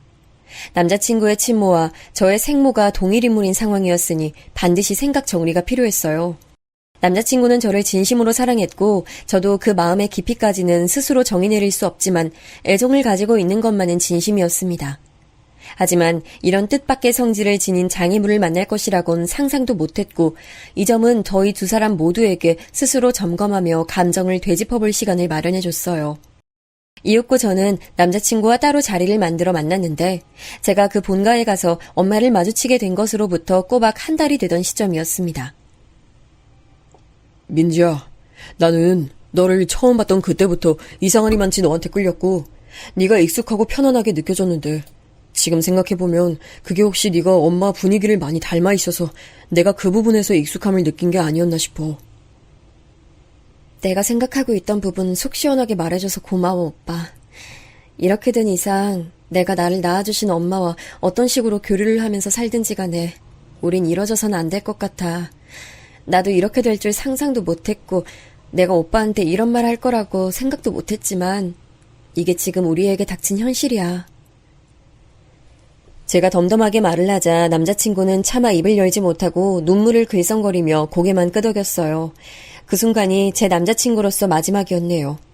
그 후로는 제게 있어 아주 가깝고도 먼 오빠가 됐습니다. 슬프긴 했지만 미련은 없었어요. 이게 옳다고 저희 두 사람 다 속으로 느꼈기 때문이죠. 엄마는 제가 그 대저택에 들어가 살길 바라시는 눈치였지만 그러고 싶지 않았어요. 많은 고심 끝에 저는 미국행을 선택했습니다. 한껏 눈치만 보면서 스스로 이방인이 된 것 같은 느낌 받으며 그렇게 살았던 시절이 있었기에 저는 강박적으로 혼자 힘으로 보란듯이 성공하겠다는 목표가 있었는데 한 번쯤은 그런 것과 상관없이 초점을 멀리 두고 제 인생을 바라보고 싶더라고요. 엄마가 10년 정도 미국에서 지내신 전적이 있었고 아직 기반을 그곳에 두고 계셨기에 머무를 도시와 집을 고르는 데는 망설임이 필요하지 않았습니다. 날씨가 좋고 습도가 높지 않은 멋진 도시에서 저는 새로운 일상을 보내기 시작했고 이곳엔 엄마가 종종 오셔서 며칠씩 저와 시간을 함께 보내세요. 참 신기한 게 함께 있으면 대화거리가 떨어지더라도 침묵이 길어지더라도 그게 어색하지 않더라고요. 모든 게 자연스러워요. 이게 혈연이고 모녀지간인 것 같아서 정말 스스로도 아주 신기합니다. 너무 멋진 새로운 일상을 보낸 지 꽤만 적으로 만나는 상대는 없어요. 조급하지 않으니 늘 마음만은 편안하네요. 제가 미국에서 유유자적한 일상을 누리게 된 것에 부러워서 난리난 사람들이 있는데요.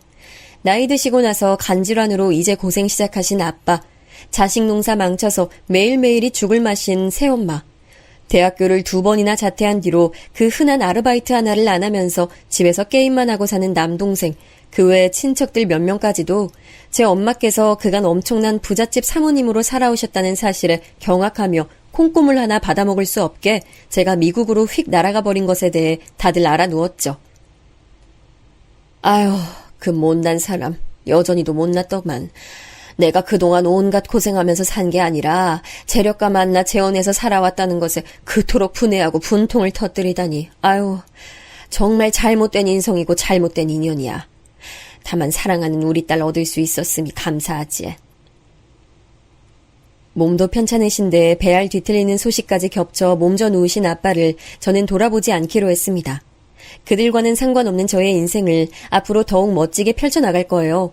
말하지 않아도 이제 서로를 이해하고 있는 엄마라는 존재가 계셔서 무척 든든하기 때문에 무서울 것은 하나도 없네요.